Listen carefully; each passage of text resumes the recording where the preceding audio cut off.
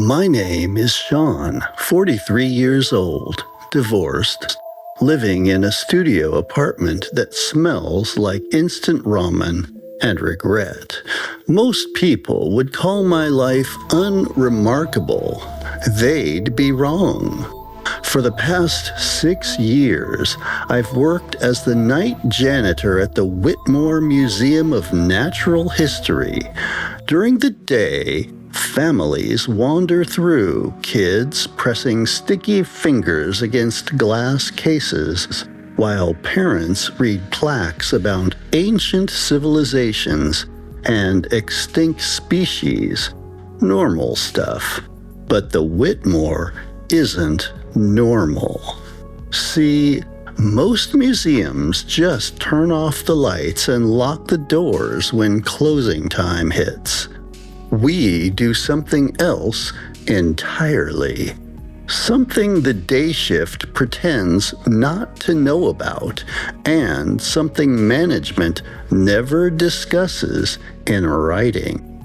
Every night at 11 p.m. sharp, before I even touch a mop, I have to make the rounds with chains, heavy, black iron chains that weigh about 10 pounds each. My job isn't just to clean, it's to secure every single exhibit in the building. The mannequins in the medieval history wing, the taxidermied animals in natural sciences, the marble statues from ancient Rome, even the wax figures in the Hall of Famous Inventors, everything that could possibly be mistaken for human or anything that once was alive, it all gets chained down for the night.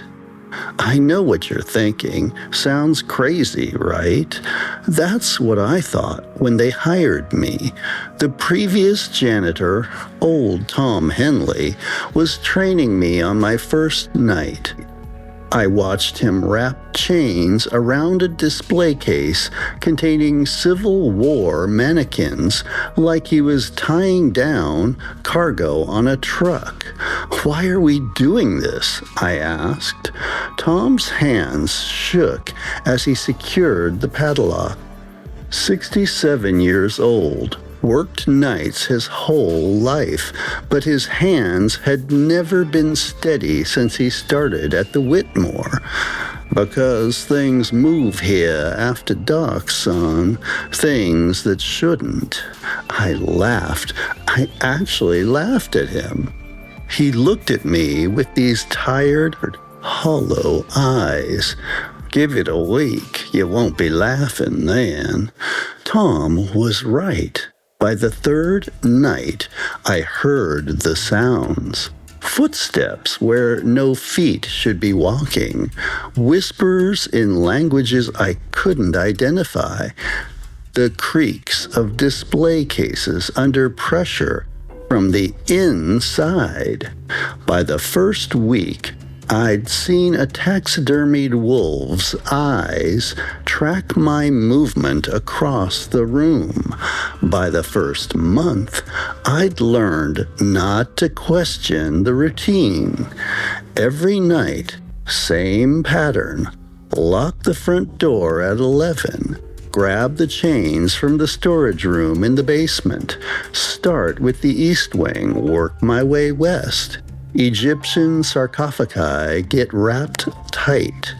Those are the worst ones, always testing their bonds. The Native American display gets extra attention. Something about that space makes my skin crawl. Chain everything down. Double check the locks, then make my cleaning rounds, move room to room with industrial headphones on, trying to drown out whatever sounds might be coming from the secured exhibits. At 5:30 a.m., 30 minutes before the day shift arrives, I make one final round. remove every chain, coil them up, return them to storage. By 6 a.m., when the doors open to the public, everything looks normal again. The day staff sets up for visitors, completely unaware of what their exhibits do in the darkness. Clock out at 6 a.m., go home, try to sleep. Try not to dream about empty eye sockets and reaching fingers. Last Tuesday started like any other night. Rain against the windows, that musty smell that all old buildings get when the weather turns. I should have been at work by 11 p.m. sharp, but the accident on Highway 9 had traffic backed up for miles. A semi-truck jackknifed across 3 lanes. I sat in my car for over 2 hours, watching the clock, knowing I was going to be late, really late. I finally reached the museum at 2:17 a.m., used my card key, disabled the alarm system, but something was different the moment I stepped inside. The silence was wrong, not the usual silence. Museums are never truly quiet. There's always the hum of climate control, the settling of old wood, the tick of antique clocks. This was a held breath kind of silence, like the building itself was waiting. I grabbed my flashlight and headed for the storage room to get the chains, like always. That's when I noticed the first thing out of place. Muddy footprints on the marble floor. Small prints, like a child's bare feet, tracking from the main entrance toward the natural history wing. But we'd been closed for 3 hours, and those prints wouldn't have been there when the day shift locked up. I followed the footprints, trying to convince myself they belonged to some kid who'd hidden in the bathroom until after closing. Happens sometimes. Security would find them crying behind the information desk, parents grateful and embarrassed. But these prints didn't lead to anywhere a scared child would hide. They led straight to the natural history wing, right to the centerpiece display, a massive grizzly bear reared up on its hind legs, mouth open in a permanent roar. The bear I was supposed to chain down first every night. The bear that was now missing from its platform entirely. Its glass case was shattered from the inside, scattered across the floor like deadly confetti.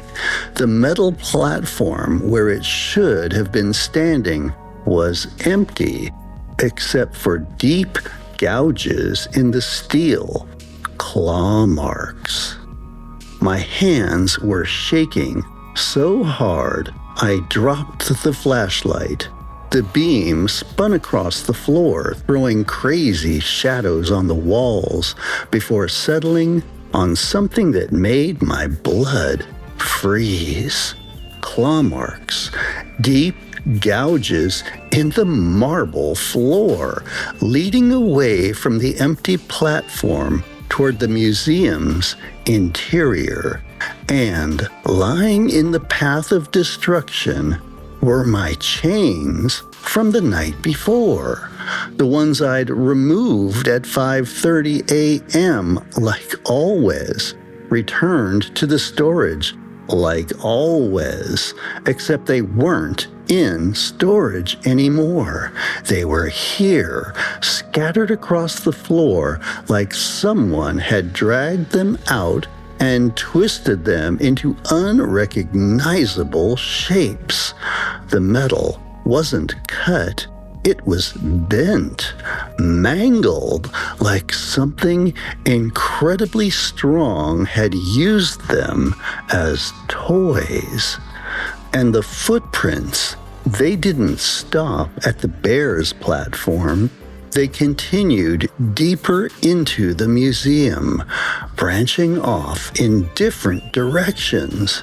Some still small like a child's, others larger, some that didn't look human at all. I picked up my flashlight with trembling fingers and forced myself to keep walking. I had to check the other exhibits. I had to know how many were missing. The medieval wing was chaos. Mannequins dressed as knights and nobles were scattered across the floor, their poses natural now instead of the rigid museum positions. One knight's helmet had rolled under a bench, and I swear I could hear breathing coming from inside it. The Egyptian wing was even worse. 2 sarcophagi were open, their lids pushed aside from within. The mummy displays were empty, just loose wrappings trailing across the floor like shed skin. But it was the Hall of Famous Inventors that broke me. The wax figure of Thomas Edison was gone from his display, leaving only an empty pedestal. In the wood of the platform was a message carved deep with what looked like fingernails. It read, "We've been waiting for you to be late." That's when I heard something that made my blood freeze solid. A voice, familiar, hoarse, tired beyond measure. "Sean, you need to run, son." Tom Henley's voice, coming from the Roman Antiquities wing. I knew I should listen to him. Every instinct screamed at me to get out, call the police, let someone else deal with whatever was happening. But Tom had been dead for 3 years. Heart attack at home, according to his obituary. I'd gone to his funeral. I followed his voice through the darkened corridors, my flashlight beam dancing across empty pedestals and shattered display cases. The destruction was getting worse the deeper I went into the museum. I found him in the corner of the Roman wing, huddled behind an overturned information kiosk. But something was wrong with Tom. He flickered like a bad television signal, transparent one moment and solid the next. "Tom," I whispered, "how are you?" "Dead? Yeah, I figured that out." His ghostly form solidified for a moment, and I could see the exhaustion etched on every line of his face. Been trapped here ever since. They don't let you leave, Sean. Not once you've seen what they really are. What are they? Tom's laugh was bitter. Started small when I first got hired 20 years ago. Just a few problem pieces, ancient pottery that hummed at night, a Civil War sword that cut things on its own. Management thought chains would be enough. The sound of something large moving echoed from the natural history wing, something with claws scraping against the marble. but they kept adding to the collection. Tom continued, his voice urgent. Every year, more cursed objects, more possessed artifacts, more things that shouldn't exist but do. The museum became a magnet for them. Or maybe things already here started calling to their own kind. Around us, shadows began moving independently of my flashlight beam, shapes that looked almost human but moved all wrong. They feed on each other now, Tom said. 20 years of growth. 20 years of getting stronger. The chains barely held them last year, and this year, they don't need the chains to break, I finished for him. Tom nodded grimly. Your being late just gave them the perfect opportunity. They've been planning this for months, maybe years, growing stronger every time a new cursed piece entered the building. The shadows were getting closer. I could make out shapes now. The missing bear, moving with predatory grace. Mannequins whose faces had twisted into expressions no human had ever worn.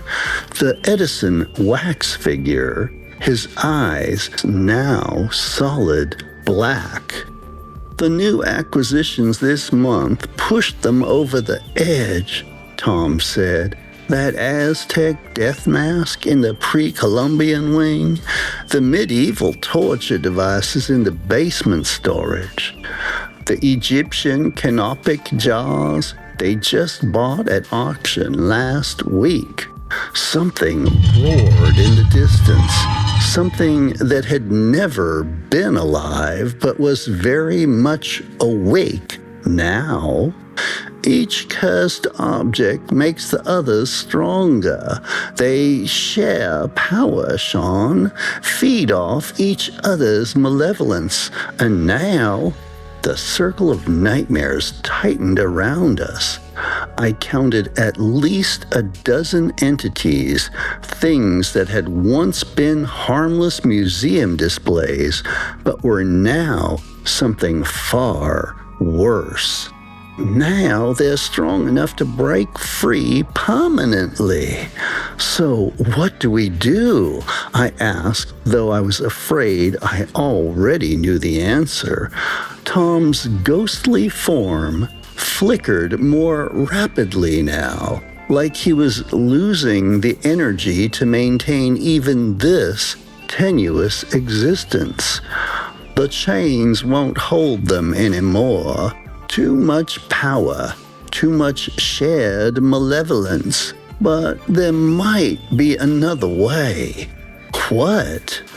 The basement below the storage room, where you get the chains, there's another level, Sean. The museum's original foundation. That's where they keep the really dangerous stuff, the pieces too powerful for public display. A taxidermied wolf padded closer, its glass eyes now glowing with an inner light. Behind it, the mannequin of a medieval plague doctor tilted its head at an impossible angle. There's a containment system down there, old, built when the museum was founded in 1847. The original collectors knew what they were dealing with. Tom's voice was getting fainter, but it requires... He was fading away, becoming more transparent with each word. Requires what, Tom? A willing soul to power it. Someone to stay behind and keep them contained forever. The entities were close enough now that I could hear their breathing, or whatever passed for breathing, in things that had never truly lived. I ran. Not because I was brave, but because I was a coward. Tom's fading words echoed in my head as I sprinted through the museum, dodging grasping hands and snapping jaws. The basement, the original containment system, a willing soul. Behind me, inhuman shrieks filled the air, the sound of claws on marble, the crash of display cases being overturned in pursuit.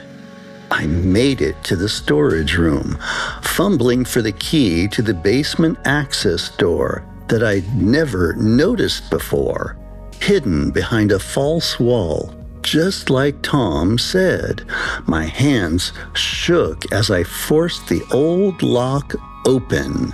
The stairs descended into darkness deeper than my flashlight could penetrate, but I could feel it, a thrumming power, old and patient and hungry, the original containment system, waiting.